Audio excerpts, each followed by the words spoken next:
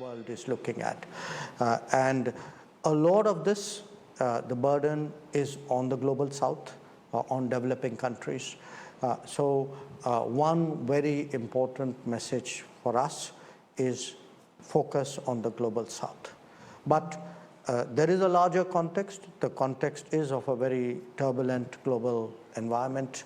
You know, the impact of the COVID, impact of the Ukraine conflict, issues like debt, which have carried on for some time. And by the way, you know, climate disruptions, which are today affecting the economy as well. I'll come to Global South because you spoke about that post-BRICS also. Sure. I'll come on that, but first I'd like to ask whether you know, the fact that President Putin and President Xi are not going to be present at the New Delhi meet, has that cast a shadow on the summit? Not really. I mean, look, I think at different points of time in G20, you know, there have been some presidents or prime ministers who, for whatever reason, have chosen not to come themselves. But, you know, that country and that country's position is obviously reflected by whoever is the representative on that occasion. So you had, you know, some occasions where you had, you know, a president or two, sometimes three, who have not themselves come. But I do think, you know, my sense from talking to the ministers certainly, and I know the Sherpas are in touch with each other. They are right now trying to hammer out the final document. I think everybody is coming with a great deal of seriousness. I mean, will it have an impact on the outcome of the meet? I would put it this way, that the issues are there. These are not issues that are this morning being taken up. I mean, there's a whole gestation period of 8-9 months where at different levels, ministers or officials have tried to progress an issue. So this is like a culmination. You know, these are really about 16, 18 processes which are all coming together to be stitched up together to produce a summit. So outcome. Russia and China are not really miffed with India, and is that the reason? No. I don't think it has anything to do with India. I mean, I think whatever decision they make, I mean, they would know best, but I would not at all see it the way you would suggest. And it's not going to have an impact on the declaration itself is a complicated procedure to arrive at a consensus to have a declaration. So are we moving towards it? Are the countries moving towards that? And well, we are negotiating right now. As I said, the negotiation is not the clock did not start ticking yesterday. The clock has been ticking for some time. So typically what happens is there's a ministerial meeting. Then the ministerial meeting produces outcomes. I'll give you an example. Okay. I chaired the development ministers meeting. Okay. So when we did the development ministers meeting, there was an agreed, all 20 countries agreed that there should be an action plan to speed up the sustainable development goals achievement. All 20 countries agreed that we should have high principles for environmentally friendly lifestyle. So now if these have been already approved, either they get attached or some part of it in some summary form comes into the document. So everyone, you know, the labor, the education, the finance is a very, very important track. I mean, correct. That's a very crucial track because in a way that's where the whole thing began, the G20 exercise began. So every track feeds in outcomes. These are, some of them have multiple meetings like finance, some of them have a single meeting.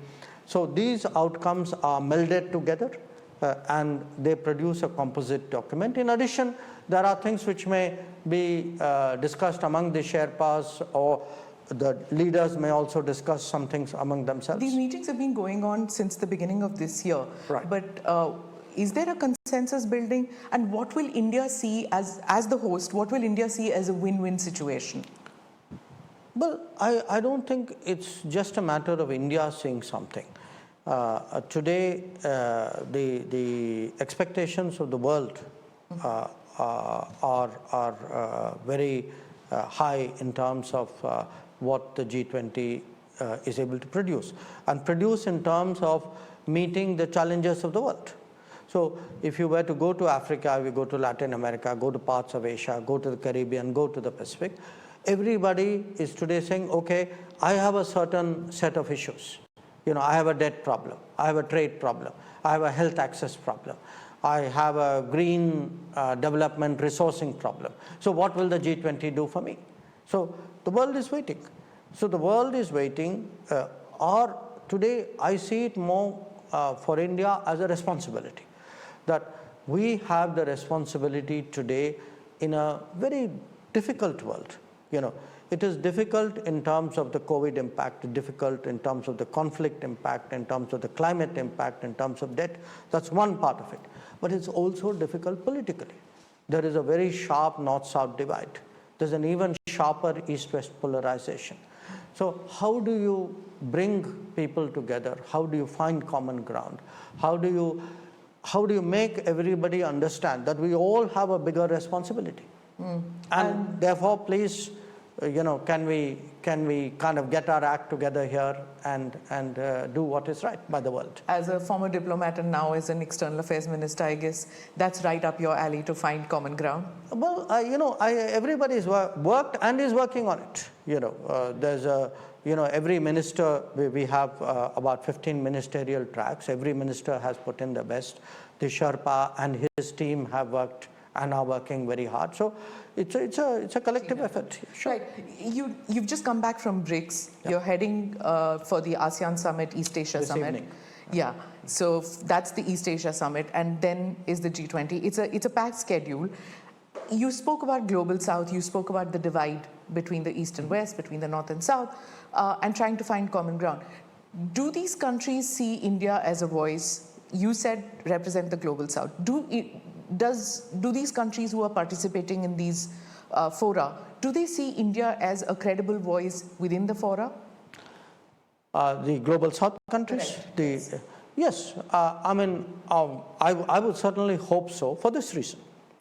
There have been G20 summits before. No other G20 presidency made an effort to get together the developing countries who are not on the table and say, please come sit with us, tell us what are your concerns, and we will distill those concerns and place it before the G20. That's a very unique exercise. Nobody has done it before. So if we have taken the trouble, and we meaning here Prime Minister Modi himself, if 125 countries have been consulted, feel today, yes, what we told India. India has promised us that they will put that issue on the table. I think they have a lot of expectation of India. And as far as the rest of the G20 is concerned, they know that, look, we have always in G20, outside the G20, India has a reputation of being a very constructive player, someone who bridges divides, who kind of somewhere helps to fix problems. So there's a lot of goodwill that we have, and again, I stress to you, I'm confident that every one of the G20 coming to